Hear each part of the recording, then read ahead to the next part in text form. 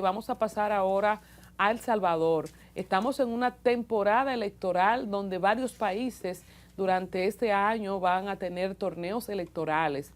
Algunos cambiarán las caras, otros simplemente pues estarán apostando por su reelección. Es el caso de Nayib Bukele, esta figura revolucionaria que ha irrumpido en El Salvador y contra viento y marea, ¿verdad? Es el primer presidente que puede pasar una reelección desde aquellos tiempos de su guerra civil y desde el establecimiento de la democracia.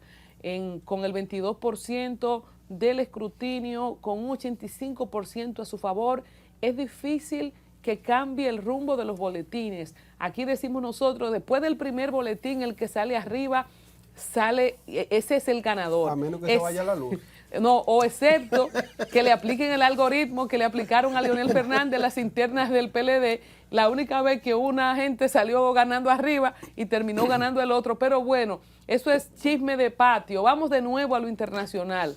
Un 85% y tenemos a nuestro experto internacional y vamos a hacer uso precisamente de Nelson Valdés, haciendo esta retrospectiva desde cuándo viene el descalabramiento de la vida social, la delincuencia, que ha llevado a Nayib Bukele a esta popularidad extrema. Es el presidente, según Latinobarómetro, más popular de Latinoamérica o uno de los más populares del mundo. Lo que El Salvador tenía de rodillas a la población era precisamente la delincuencia, que tiene su origen en su guerra civil, que va a detallar Nelson más adelante, pero encuentra a esta persona antisistema que viene a cambiarlo todo. En algún momento habló también de las criptomonedas como una forma de liberarse del yugo de la dolarización de la economía, del establishment, pero básicamente el gran logro de Nayib Bukele ha sido estas cárceles que ha implementado, que ha acabado con las maras. Exactamente, donde ha podido sacar a estos delincuentes de la calle. Se ha dicho mucho del tema de no respeto a los derechos fundamentales, a los derechos humanos, por la forma de apresamientos, y sabemos que ahí se pueden ir mansos con cimarrones, pero lo que tenía a la población de rodilla, que era la delincuencia, el tipo resolvió. Y paso con Nelson para su análisis. Sí, me gustaría, antes de comenzar, dar una breve biografía resumida de quién estamos hablando. Nayib Armando Bukele Ortiz nace en la ciudad de San Salvador el día 24 de julio de 1981. Es político y empresario, el actual presidente de la República, además, desde el 1 de junio del 2019, lo que significa que de asumir el poder se quedaría hasta junio del año 2029. Sucedió en el cargo al expresidente Salvador Sánchez Serén. Como sabían, gozaba antes de que fueran las elecciones en sí de una licencia de función pública aprobada por la Asamblea Legislativa del 30 de noviembre del 2023 y que era vigente hasta el 31 de mayo del 2024 para que éste pudiera participar en la elección presidencial de 2024. ¿De dónde viene Nayib Bukele? Nayib Bukele era antes alcalde de Nuevo Cucastlán. Fue el 11 de marzo del 2012 y posteriormente lo nombran o es elegido alcalde de San Salvador el 1 de marzo del 2015. Tomen algunos datos de interés. Él pertenecía, el Partido Nuevas Ideas es un partido completamente nuevo, y cuando él gana como alcalde de San Salvador es por el Frente Farabundo Martí para la Liberación Nacional. Empieza a tener discrepancias y conflictos con este partido y crea su propio partido, el Nuevas Ideas, en el año 2018. Buscó para postularse a la presidencia de la República en las elecciones del 2019 con Cambio Democrático, un partido político de centro-izquierda. Sin embargo, el Tribunal Supremo Electoral disolvió a este partido por mandato de la Sala de lo Constitucional de la Corte Suprema de Justicia, lo que lo obligó a participar con la bandera de la Gran Alianza de la Unidad Nacional. Resultó en esta ocasión elegido con una mayoría absoluta de 53.10 y 1.434.856 votos. Como decía Colombia, con el escrutinio de apenas muy bajo, de un 31%, ya se prevé que gane por alrededor de entre el 78 y el 85% de los votos. ¿Por qué gana Nayib Bukele y cuál ha sido su influencia hoy en América Latina.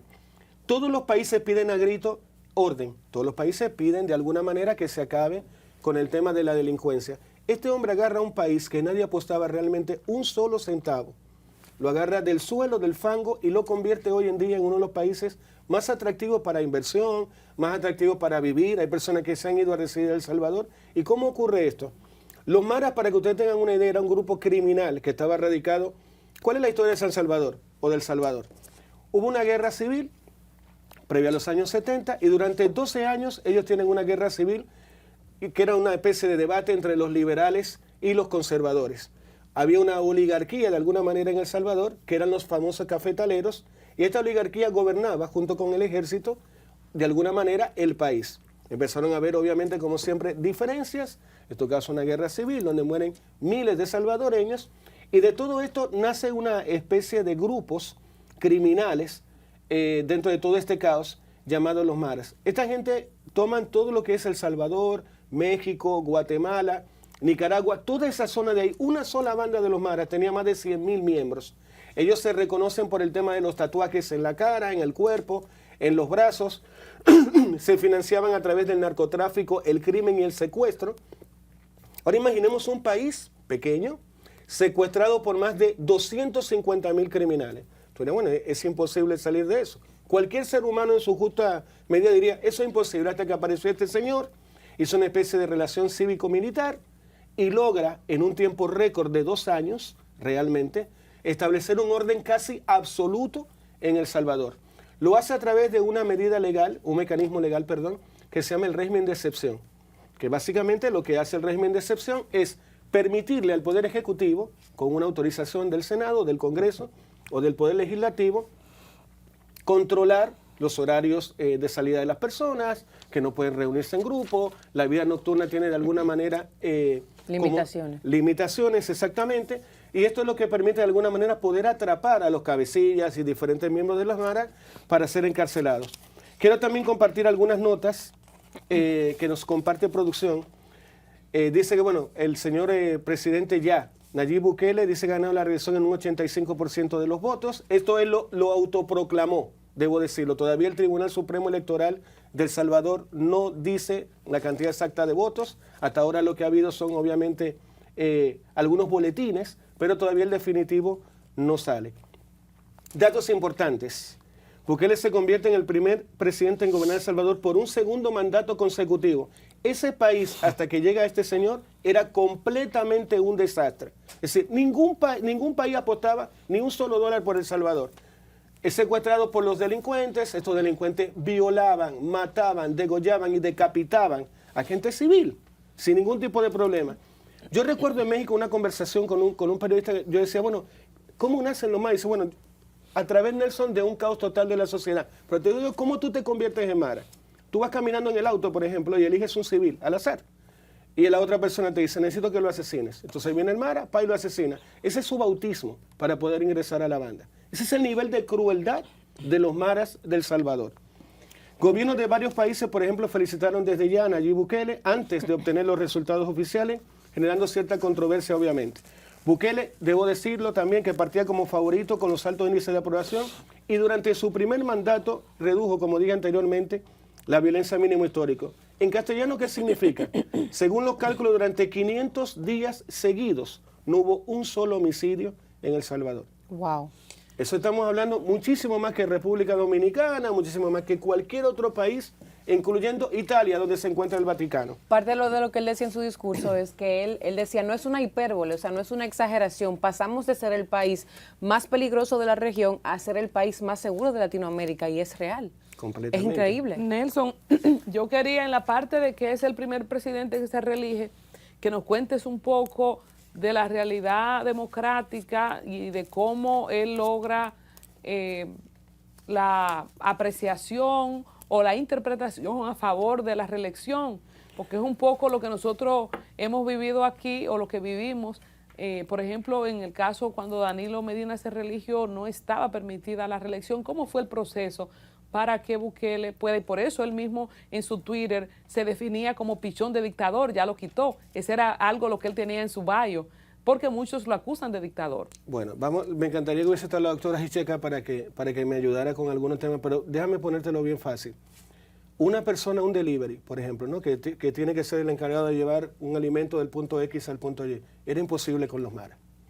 Una persona que vendiera pan simplemente en la comunidad, tenían que darle una parte de sus ventas al líder de la banda. Una persona que vende helados en la calle, es decir, todo lo que era la economía normal de un país, del diario vivir, estaba completamente secuestrada por los maras. Ellos no solamente te quitaban el poco dinero que tú tenías, sino que además asesinaban en público a alguno de tus miembros, como tu mamá, tu abuela o tu hijo. Esa persona en particular, a ese criminal, asesino y delincuente, que este hombre decide darle una lucha frontal, porque ese país decía, bueno, yo ya no tengo nada que hacer. Fijémonos una cosa rápida también. Los salvadoreños durante la época de los 70, 80, era uno de los grupos que más emigraba a los Estados Unidos, mucho más que los mexicanos, porque ellos decían, bueno, ¿a dónde me voy a quedar? ¿Qué voy a vivir aquí? No tengo ningún tipo de esperanza. Eso logró, a través del trabajo de Nayib Bukele, y debo decirle que era de él, de sus ideas, de sus proyectos, etcétera, bajar los niveles de delincuencia, darle certidumbre a la población, establecer reglas claras para lo que es un criminal y es una persona civil. Una de las palabras, Colombia, que creo que fueron más aceptadas por la población, por ejemplo, era que él decía que no podían ser iguales los derechos humanos de un criminal que los de una persona inocente. Tengo dos preguntas, Nelson, para ti. Primero, precisamente en ese mismo tenor que pregunta Colombia, el tema de la democracia, que ahí cuando él en su discurso hablaba de un periodista español que le hizo una pregunta parecida y él lo que hizo fue describirle o desglosarle lo que significaba democracia, que viene de demos y de kratos, que es pueblo y poder, que es el poder del pueblo, y él decía que eso es lo que le está dando el poder al pueblo de El Salvador. Entonces, la pregunta es, ¿cuántos mandatos se permiten consecutivos en El Salvador? Es igual que aquí, que solo son 2. ¿Será que él realmente va a salir de ese puesto luego de que se termine este periodo que él acaba de ganar? No, hay que ser honesto y decir las cosas como son. Él no debió haber sido reelecto según la Constitución de El Salvador. Entonces, hubieron unos cambios, de alguna manera, en la Constitución, en las cuales tanto el Tribunal Supremo Electoral como la Junta Central Electoral, como el Poder Legislativo, de alguna manera le acomodaron un poco las normas para que él pudiera volver a ser reelegido. O sea, que probablemente se la acomoden de nuevo cuando vuelva y se termine este periodo. No lo sé, pero hay un tema interesante. ¿Qué tipo de dictador tú crees que es Nayib Bukele? Lo que pasa es que todos empiezan bien y todos empiezan con un mar de personas que lo aclaman, como se veía en su discurso, pero a veces se va tornando un poquito, como poco a poco se va cambiando y ya se puede convertir en otra cosa. Quiero aportar esto a propósito de una publicación que se hizo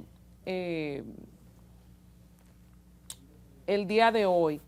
Creo que no es necesaria la reforma constitucional, dijo Bukele en una conferencia de prensa al ser preguntado sobre si en el caso que salga elegido y su partido, Nuevas Ideas, NI, mantenga la mayoría en el Congreso, emprendería una reforma de la Constitución para que pueda haber reelección indefinida. Y dijo, no creo que debería de incluirle, enfatizó. Pese al silencio electoral vigente desde el pasado 1 de febrero, Bukele hizo estas declaraciones en un encuentro con los medios de comunicación celebrado pocos minutos después del cierre de los colegios.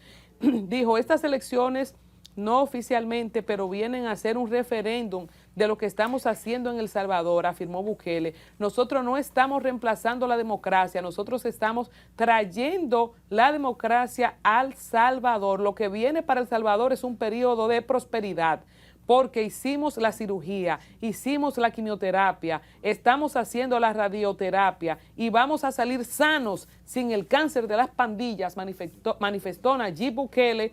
Ya ustedes saben, este hombre que ahora tiene 42 años de edad, ahora es que falta mambo, diría un profeta, filósofo dominicano para El Salvador y Nayib Bukele. Señores, mire, esto ya hemos escuchado a muchos comunicadores de fuste, de mucha prestancia y gente que tiene cierto nivel de experiencia, decir que lo que se ve venir con Bukele es una especie de dictadura por lo que ha venido haciendo y por la violación a los derechos humanos que supone haber puesto en prisión a todos esos muchachos de la Mara Salvatrucha y otras maras que hay en El Salvador.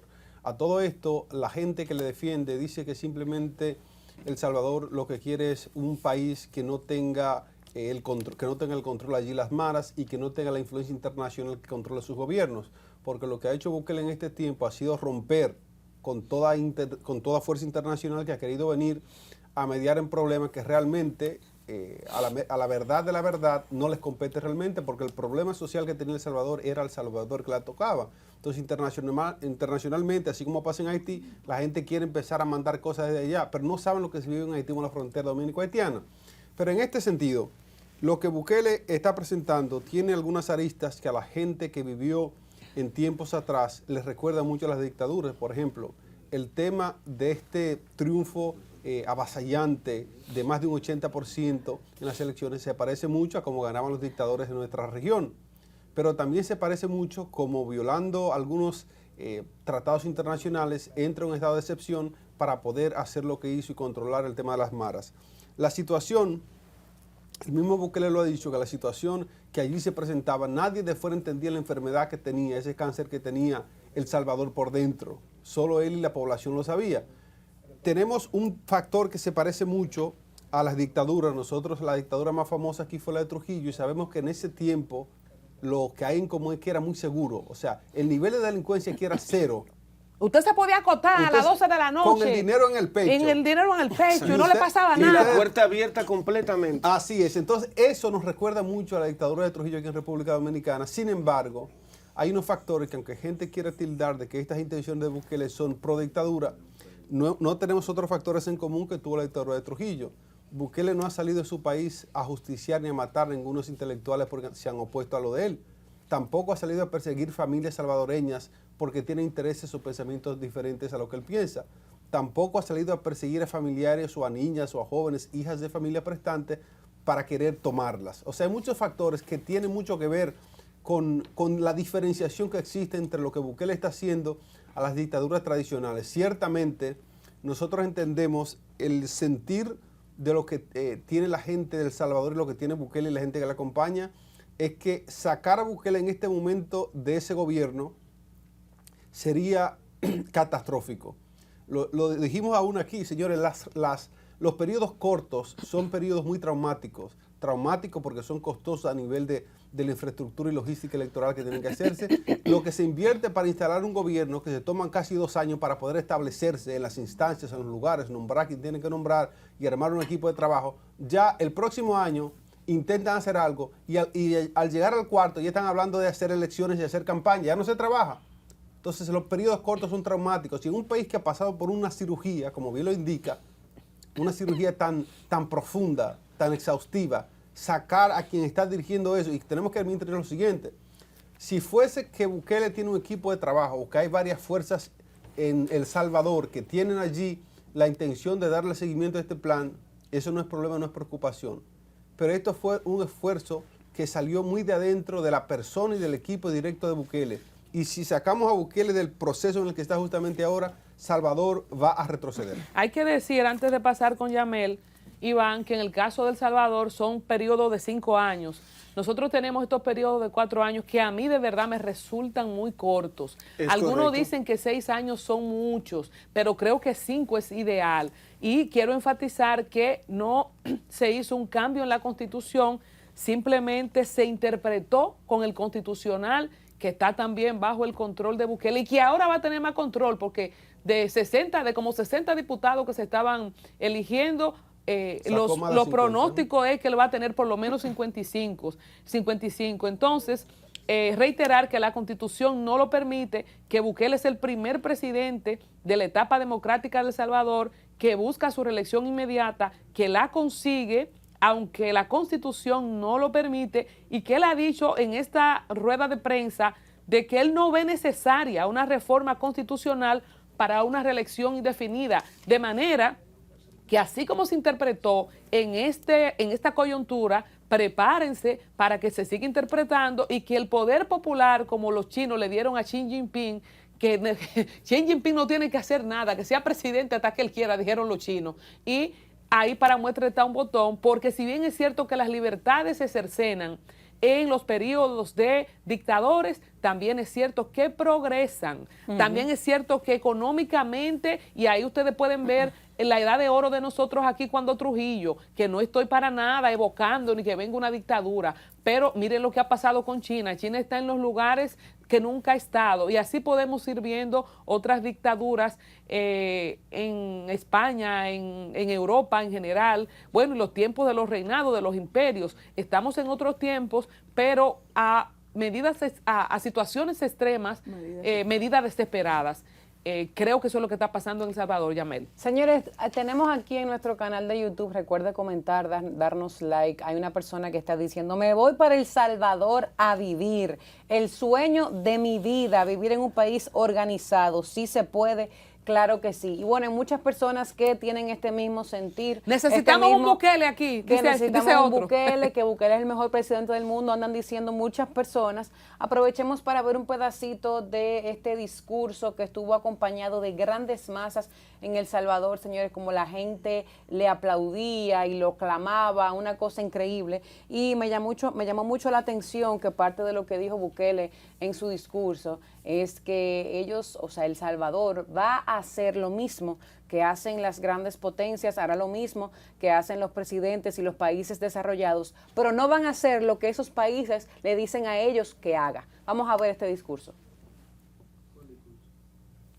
Pensé que vamos a ver un pedacito del discurso del presidente. Nelson, te quería preguntar a propósito de este tema. Hay un punto que se le ha criticado mucho también a Nayib Bukele y es el tema de los derechos humanos. Específicamente la Comisión Interamericana de Derechos Humanos le estuvo pidiendo con urgencia que respetara los derechos de la vida de los delincuentes, y eso es parte de lo que él decía también en el discurso, que él está poniendo por encima la vida de la gente del pueblo versus la vida de los delincuentes. ¿Qué opinión entiendes tú? ¿Qué te merece ese tema de los derechos humanos con lo que sabemos que él ha hecho con los delincuentes, los de las maras y demás? Bueno, eso que tú comentas, el tema de los derechos humanos, Yamel, lamentablemente es la misma mirada de la izquierda en toda América Latina, donde el criminal, el que comete el delito, es el que tiene todos los derechos y no la persona inocente.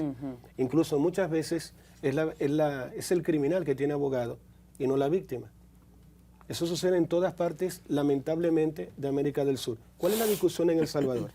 Que una persona que picó en pedazos a un niño o mató a tu abuela delante tuyo, según los derechos humanos, esa persona hay que protegerla, mimarla, quererla y besarla en la boca. ¿Qué es lo que pretende Nayib Bukele? Que esa persona pierde sus derechos e inmediatamente cometa el crimen. Es decir, es así como debería funcionar la sociedad.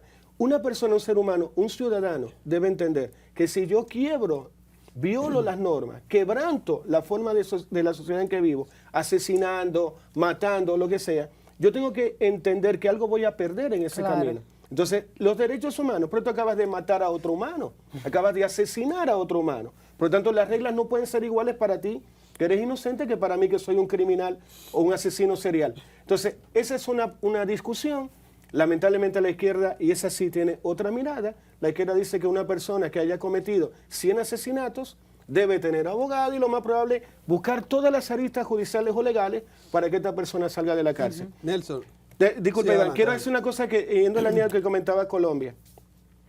Mucha gente me llama la atención, por ejemplo, que decían, Chile es un país desarrollado. ¡Wow! Chile era un país con calderos llenos de gente pobre en las calles de la Alameda, de Providencia, de sectores como el Mercado Central, completamente pobres, niños moqueando, gente muy mal vestida, y estamos hablando años previos a la época de Salvador de Allende. Tú dirás, bueno, pero entonces, Nelson, ¿cómo diablos lo lograron? Es muy simple. Cuando se da el golpe militar, que lo toma Augusto Pinochet Iriarte a través del golpe militar, eso es indiscutible, lo primero que se hace es un régimen de excepción, para determinar quién eran los terroristas. Te dirán, ¿pero de qué terroristas estamos hablando? Rapidito. Se hizo una reforma agraria, que esta fue promovida por Eduardo Frei Ruiz Tagle, padre. Esta reforma agraria le dijo a los campesinos que eran pobres, mira, Iván Yael, que tiene 600 hectáreas, él no debería tener 600 hectáreas. Entonces, por favor, ustedes tómense 599 para ustedes, a la fuerza, y que él se quede con una sola hectárea. Antes Iván le dijo al gobierno, dijo, pues, disculpa, esa tierra fue con mucho sacrificio que yo la obtuve. No, pero es tal. Perfecto. Eso que yo le estoy hablando, que es la reforma agraria, y que lo busquen por favor en Google, en Chile, fue lo que originó paros, movilizaciones, y fue lo que finalmente la gente que le tiraba maíz a los militares cuando andaban en la calle para que ellos hicieran un golpe militar. ¿Qué pasó con Salvador Allende? Decía, no, mira, la reforma agraria es lo normal, la gente tiene que organizarse por sí mismo. La gente se organizó tan bien que paralizó el país durante muchísimos años. Cuando llegan los militares, dicen, miren, se acabó el desorden. Entonces, eso que comentaba Colombia, que los países progresan durante esa época, miren lo que se convirtió Chile. ¿Y cómo diablos se hizo? Contrata a los Chicago Boys, un grupo de chilenos que habían estudiado en la Universidad de Chicago, economistas todos, Hernán Somerville, Hernán Vigi, y les dice, chicos, ¿qué vamos a hacer con este país rastrero y pobre? Mira, yo tengo unas reformas que yo vi en la Universidad de Harvard y que estudié allá. Cuéntame cuáles son. Y Pinochet le dice, hay una sola cosa que les voy a pedir. Tienen que socializarlas con la población. Entonces vienen los ministros, le explican al pueblo, y el pueblo dice, mira, yo no te entiendo mucho. Llega el ministro de vuelta a Pinochet y le dice, ya yo lo expliqué de qué trata el proyecto de ley. ¿Ya lo hiciste? Sí. ¿Se lo explicaste a la gente? Perfecto. Y le dice uno de los ministros, el problema que yo veo, señor presidente, es que vamos a tener problemas en la calle. Le dice, no te preocupes de la calle, que de la calle me preocupo yo. Señores, mira, Nelson, es un relato muy interesante el que estás dando a la población sobre esto que pasó en Sudamérica. Nosotros como dominicanos a veces estamos a espaldas de lo que pasa en la parte sur de este continente y son historias muy parecidas a las nuestras, el tema de los regímenes. Y es un espejo. Y es un espejo. Es un espejo. Pero miren esto, Nelson, Colombia y la audiencia que nos ve, muchas personas tienen desde ya algunas preguntas que le han hecho al régimen o al gobierno de Bukele más bien, porque hemos Está visto, profetizando, casi régimen. porque hemos visto, señores, cómo se ha magnificado la gran obra que ha hecho Bukele con una parte importante que sí entendemos, ahí estamos de acuerdo, que era necesario que se aplique todo el poder que podía juntar el gobierno de esa nación para poder terminar con ese mal tan peligroso que estaba afectando a todo El Salvador, que eran las maras, que eran las bandas que tenían control de la población. Sin embargo, fuera de ese gran discurso, que por el que la gente ha votado por él, que ha puesto preso a toda esa gente, la gente se pregunta que cuáles son las iniciativas económicas que tiene Bukele para que ese gobierno pueda encender, porque no solo con un Miss Universo y con las maras en la cárcel va a surgir un país. ¿Cuál es la estrategia turística que tienen? ¿Cuál es la estrategia industrial? ¿Qué más es lo que se va a hacer? Se habló de la criptomoneda que él asumió, por eso no funcionó. ¿Qué es lo que va a hacer Bukele en términos económicos para que una nación como esa, que no tiene muchos recursos per se, pueda sostenerse? Mira, Iván, yo te puedo decir, antes de que comience Colombia, lo único que te puedo decir es que había que ordenar la casa primero. Y eso fue lo que hizo Nayib Bukele. Primero tienes que ordenar la casa. Tú no puedes decirle a un inversionista, ven y tráeme $2.000 millones de El Salvador. Te va a decir, ¿para qué, Nelson? Primero ordena tu casa. Mi señora, ¿va a poder salir al supermercado cuando yo haga la inversión? Es decir, eso es lo que primero que te pregunta un inversionista. Entonces, con seguridad, con certidumbre jurídica, por supuesto que llegan las inversiones. Creo que lo que hizo Nayib Bukele fue que primero resolvió un problema, ya está resuelto completamente y ahora tiene que abordar, como dices tú, Iván, los demás problemas. Mira, pienso que la introducción es brillante. Sí hay que ordenar la casa. Ustedes saben que yo soy campesina de padres agricultores y yo veo esto que dice Nelson como el agricultor que tiene una tierra llena de maleza. Primero tiene que ir con la mocha, es doloroso, es un trabajo arduo, tiene que ir quitando, limpiando, deshiervando, limpiando la tierra. Ahora, después que limpió la tierra, tiene que empezar a trabajarla, a ararla, a cruzarla para poner la semilla. Sin embargo, Nelson, ha cumplido 5 años el presidente Nayib Bukele. En estos próximos 5 años, ¿cómo mantener la población encantada por 5 años más o indefinido, como se le preguntó en la conferencia de prensa, con otras cosas que van después del orden?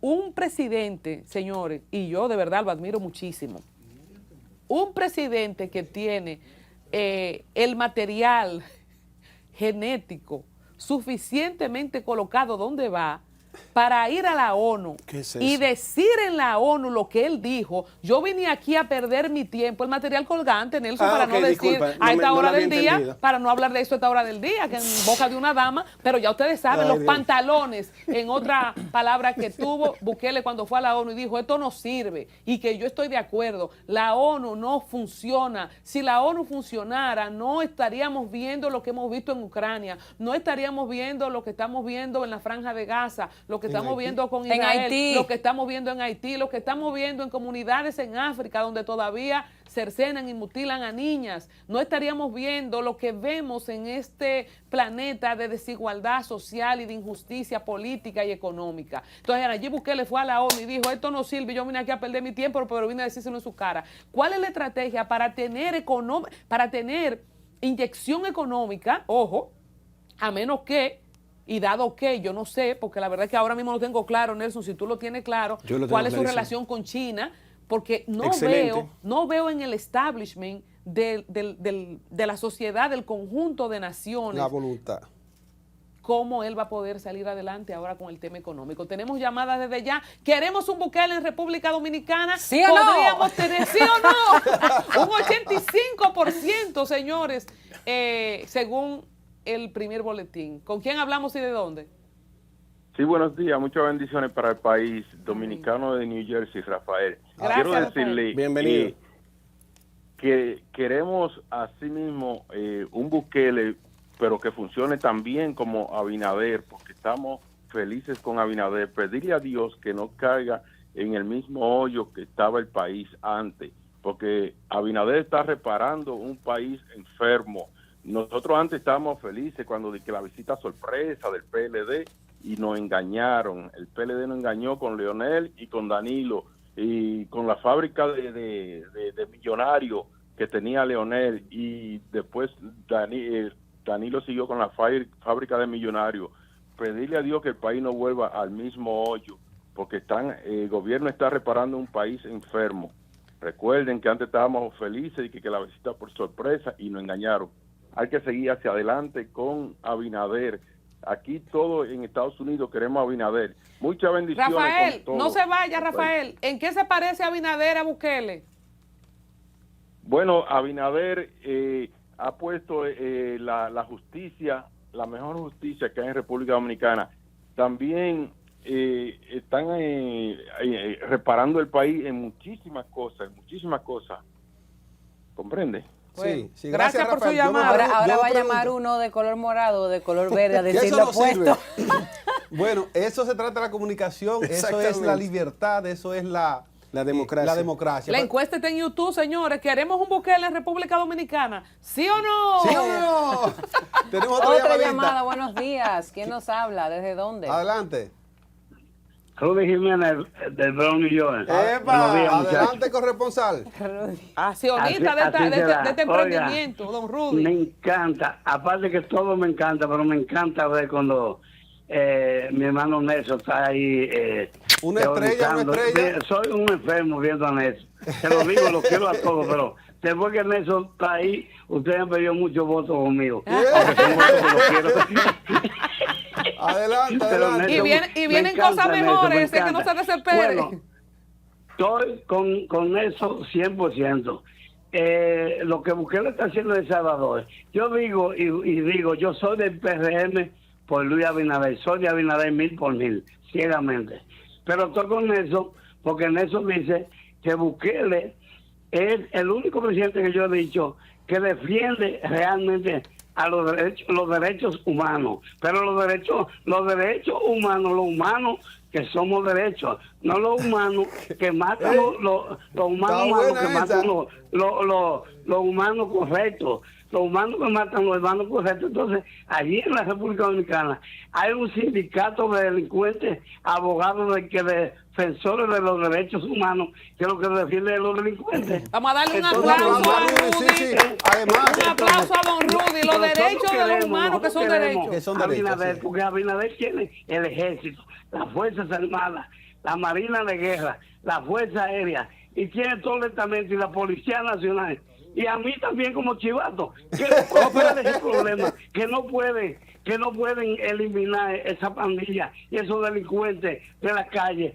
Si militarizan el país, no es verdad que esa pandilla y esos asesinos que andan ahí estuvieran sacando la cabeza. Luis Abinader, el presidente que militariza el país, lo tira a la calle y le den para abajo a todos esos delincuentes. Y a que vuelve un Bukele Muchas en la República gracias. Dominicana. Muchas gracias, don Rudy. Nos muchas quedaremos gracias. con esa frase, esa frase que hay que registrarla, Rudy. Los derechos humanos de los humanos que son derechos. Que son derechos, eso hay que registrarlo, Rudy, muchas gracias. La parte de chivato de Abinader no se la voy a recomendar mucho. Bueno, pero sí- ahí está la ley del DNI. Ah, bueno, que lo contraten. Tenemos otra. ¿Quién nos habla desde dónde? Adelante. Buena, desde Villaduarte. Bendiciones para ese hermoso grupo. Gracias, hermano, gracias. Hermoso grupo. Bueno, con relación, las comparaciones a veces no son buenas, ¿me entiendes? Pero yo aspiro a un presidente justo, porque no hay que ser fuerte ni tener mano dura, hay que gobernar con Justicia. Sí, hacer cumplir la ley, pero usted no tiene que tampoco avasallar a un pueblo para hacer eso. Sí. Simple y llanamente gobernar bien, hacer las cosas bien y que se haga justa. Bueno, bien, gracias, gracias. Villa Duarte. Mire, esto para respuesta o para aportar a lo que dice el señor Villa Duarte, es cuando las condiciones requieren, porque lo que estaba pasando en El Salvador ciertamente era un asunto exagerado. Lo que pasa en algunas naciones requieren de este tipo de medidas, que es lamentable que tenga uno que llegar allí, pero hay momentos históricos que hay que hacer lo que hay que hacer. Muchas decisiones se han tomado a nivel de la historia que han sido muy difíciles, pero ha habido que llegar ahí porque la situación lo amerita. Señores, la encuesta en YouTube está 93% que dice que en República Dominicana sí quieren a un Bukele versus un 7% que dice que no. Y dicen aquí en los comentarios, limpiando la tierra, matando sapos, serpientes, cocodrilos. Eso fue lo que hizo Bukele. Aparentemente eso es lo que hay que hacer aquí. Miren, tenemos que ir a la pausa. Me debo a mí misma. Si no, hoy mañana vamos a tratar el tema del niño que desapareció en Santo Domingo Este y luego apareció sin vida. Y no se sabe nada, pero de los que, y qué bueno, que de los que perpetraron el hecho contra el tío del ex jefe de la policía, ya hay uno que se lo tiraron y el otro se entregó. Yo quisiera, hablando de Bukele, que nosotros en República Dominicana, los hijos de nadie, los que no tienen apellido, los sistemas de inteligencia, la policía, los cuerpos de seguridad de este país actúen de la misma manera y con la misma prontitud. Así es. Cuidado si llegamos al extremo del Salvador. Si los políticos y el establishment, los empresarios, la gente que gobierna, porque aquí no solo gobierna un presidente, no se ponen las pilas, vamos a perderlo todo. Vamos a perderlo todo. Vamos a ir a una pausa porque tenemos que hacerla, pero debo ese tema y se los dejo ahí.